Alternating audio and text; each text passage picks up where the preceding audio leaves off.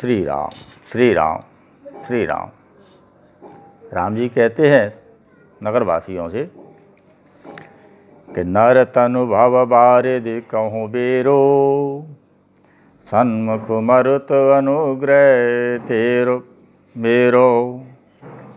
कर्णधार सदगुरु दृढ़ नावा, दुर्लभ साज सुलभ कर पावा। राम जी कहते हैं देखो भाइयों, ये जो शरीर है मनुष्य का, ये क्या है? ये शरीर तो जहाज है, बेड़ा है। इसी बेड़ा इसी जहाज में तो जीव बैठा है। और ये संसार है, ये महासागर है।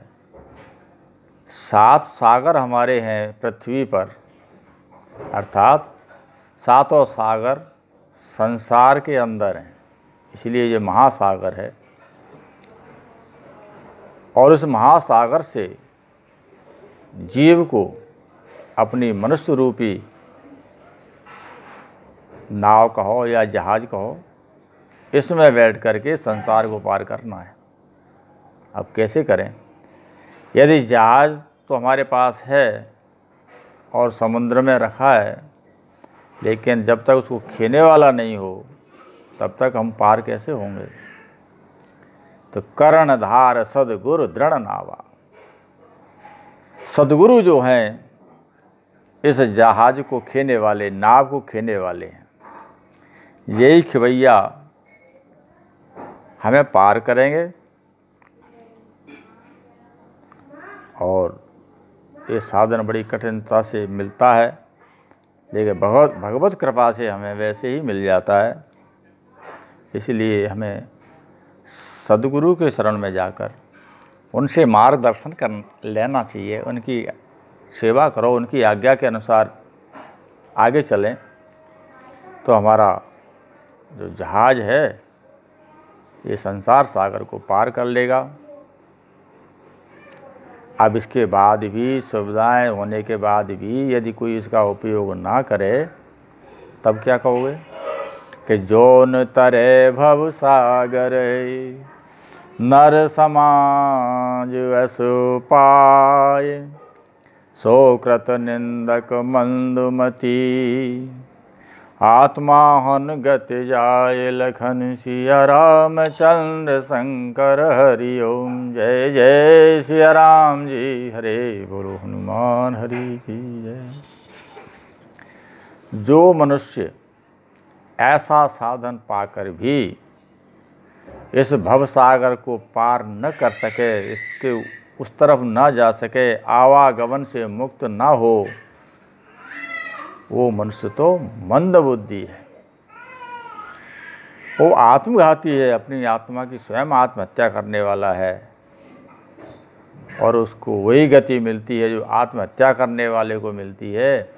वही ऐसे जीव मनुष्य को प्राप्त होता है जीवन। राम जी कहते हैं ज्यों परलोक यहाँ सुख चहऊ, सोने मम वचन हृदय दृढ़ गहऊ। सुलभ सुखद मार्ग ये भाई, भगत मोर पुराण श्रुति गाई। राम जी कहते हैं देखो भाइयों, आप इस लोक को और परलोक को दोनों सुधारना चाहते हैं, तो मेरे वचनों को आप ध्यानपूर्वक सुनिए और अपने हृदय में धारण करिए और पकड़ के रखिए, ये कहीं बाहर नहीं निकल जाए। बोले ये सब करने का सबसे बढ़िया तरीका है मेरी भक्ति। मेरी भक्ति सुलभ है, सरल है, सुख को देने वाली है। ऐसा मैं नहीं, वेद पुराणों ने भी कहा है। क्योंकि ज्ञान जो है बहुत कठिन होता है, ज्ञान मार्ग से जाना मुश्किल है। परमात्मा के यहाँ जाने के भी 3 मार्ग हैं, जल मार्ग, आकाश मार्ग और रेल तुम्हारे भूमि पे चलने वाला मार्ग, सड़क मार्ग। राम जी की जब सेना लंका के लिए गई तो महाराज प्रभु राम की सेना 3 मार्गों से चली। कुछ तो आकाश से उड़ते हुए गए, कुछ जल में तैरते हुए गए और कुछ पुल पे से होके चले।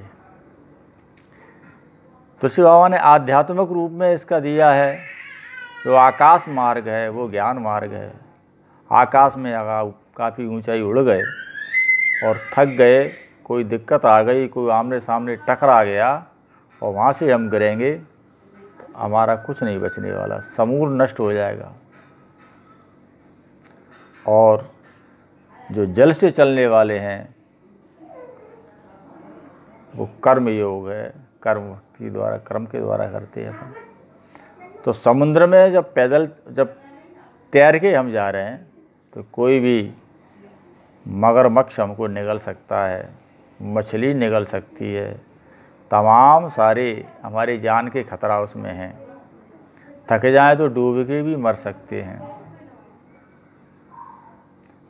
अर्थात हम जो कर्म के आधार पर आदमी चाहे कि मोक्ष पाले, वो कहीं नहीं कर्म में चूकेगा, और कर्म में चूका तो गया मगर के मुंह में।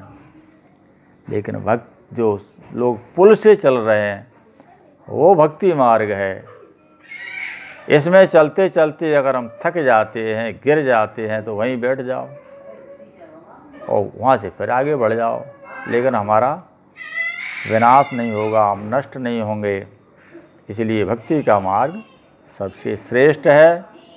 इसके बारे में अगले एपिसोड में कहेंगे राम जी, जो कहेंगे वो आपको बताएंगे हम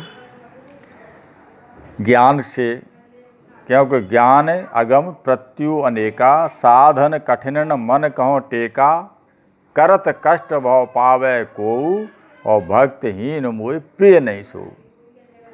ज्ञान जो है बड़ा दुर्गम है, इसको प्राप्त करने में तमाम विघ्न बाधाएं बीच में आती हैं। उसको साधन करना भी बड़ा कठिन होता है ज्ञान को प्राप्त करने के लिए, और उसमें मन को ठहरने के लिए कहीं आधार नहीं है। कहाँ मन ठहर करेगा? ज्ञान तो फिर निराकार में चला जाता है।